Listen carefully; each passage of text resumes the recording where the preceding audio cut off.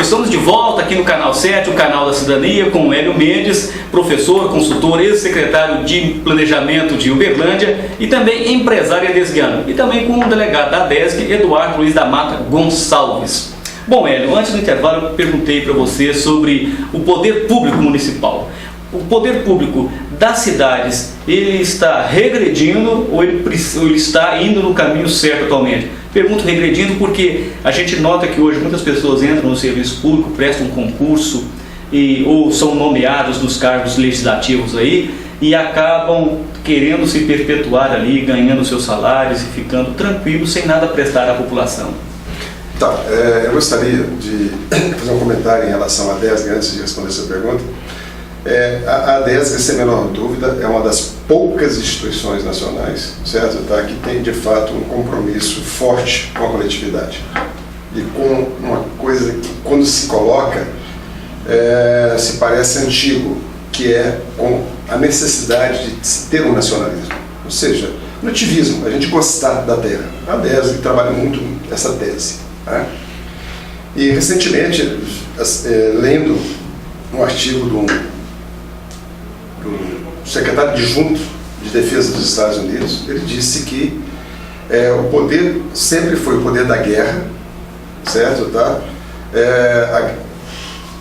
Considerado poder duro, certo? Tá? Ou seja, todos os países queriam ter um exército forte. A ADESG veio, de uma certa forma, da Escola Superior de Guerra. E o mundo está atravessando uma fase que está havendo uma mudança desse poder. É necessário ter um exército, mas o grande exército hoje é o exército da informação. Ou seja, hoje o que está acontecendo no Egito, toda aquela região lá, e que aconteceu também nos Estados Unidos com a eleição do Obama, é a inteligência, certo? A informação modificando o percurso da história. Tá? Isso é algo que nós temos que pensar muito sobre isso.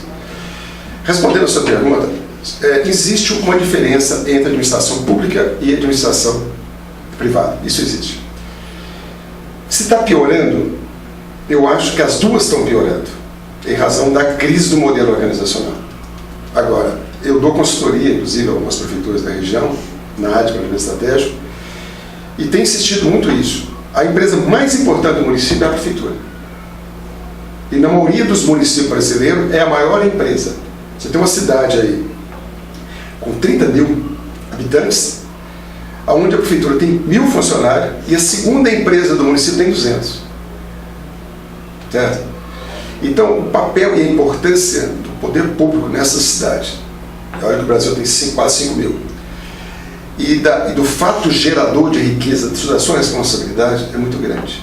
E o poder público ainda carrega um outro compromisso, é de servir a própria família, a própria coletividade, os amigos, os vizinhos, certo? Tá?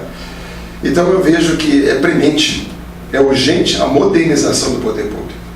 Ou seja, o ano passado eu fui convidado a fazer uma palestra na Secretaria da Fazenda aqui em Uberlândia, no Dia do Funcionário Público, a qual eu tenho muito orgulho, porque minha mãe foi funcionária pública e eu já fui funcionário público federal, municipal. Essa visão do poder público, ela necessita, de uma certa forma, ser incrementada e valorizada.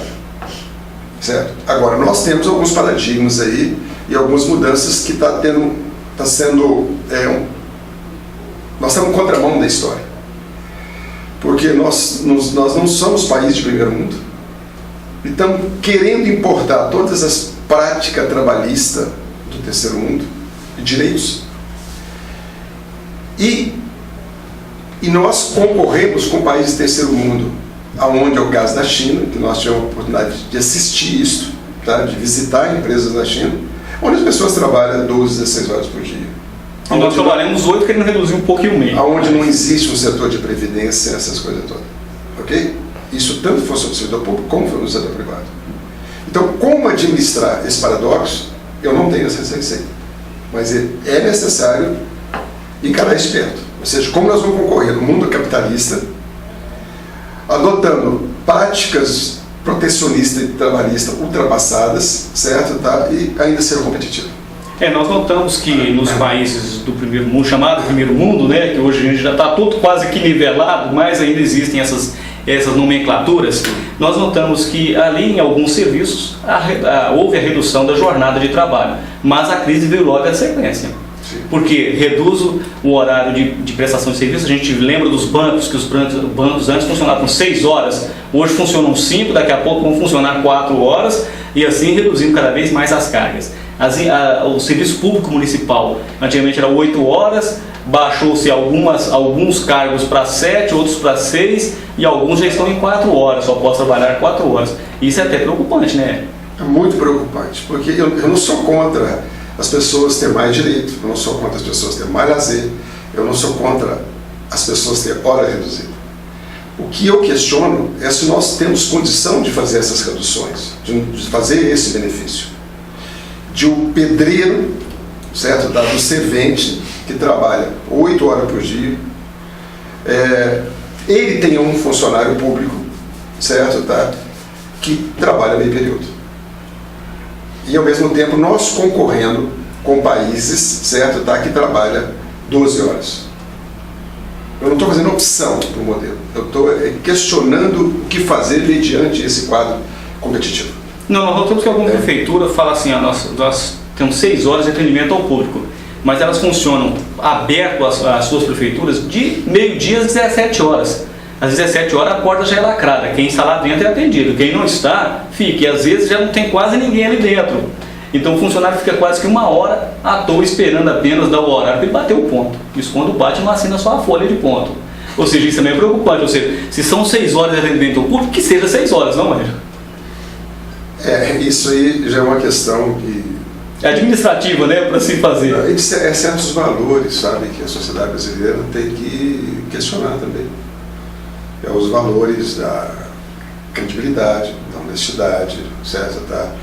De assumir um compromisso, certo? Isso tem preocupado não só o setor público, mas o setor privado.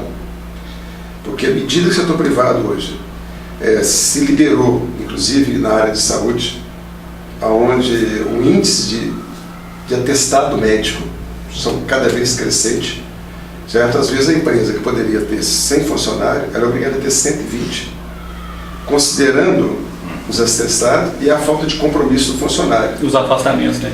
Com isto, aqueles que estão lá passam a ganhar menos, certo? E não tem um investimento necessário na área educativa da parte corporativa.